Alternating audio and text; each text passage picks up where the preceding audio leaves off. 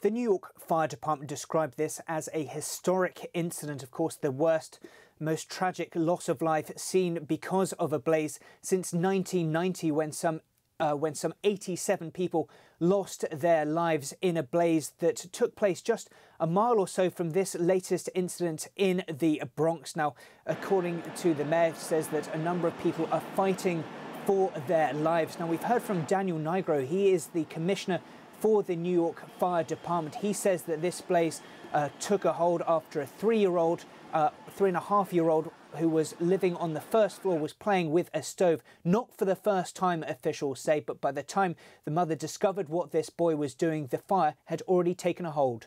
She exited her apartment with her 2-year-old and 3-year-old and left the door open.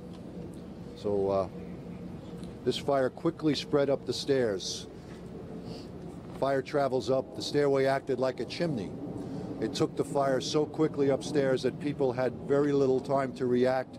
The New York Mayor Bill de Blasio has praised the work of first responders for taking just 3 minutes to get to the building site after receiving that distress call. Of course, they saved some 12 people out of that building. But of course, questions now come. So what more could have been done? Now, according to reports, one unit in the apartment had a report of faulty carbon monoxide and smoke detectors. However, the message from the FDNY is that the building was sound and structurally safe. Bill de Blasio has described this incident as an accident. But what we've seen going forward, the clear message from the FDNY is to make sure that in the event of a fire, people close their doors. They say that's an absolutely crucial blockade and stops, like we saw in this tragic incident, fire spreading from apartment unit to apartment unit, using this stairwell as a chimney, as they describe it. Now, since then, we've seen plenty of work, plenty of outreach from officials here in New York to get some information out about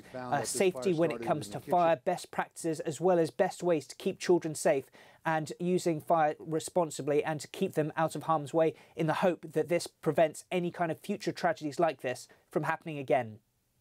William Denselow, CGTN, New York.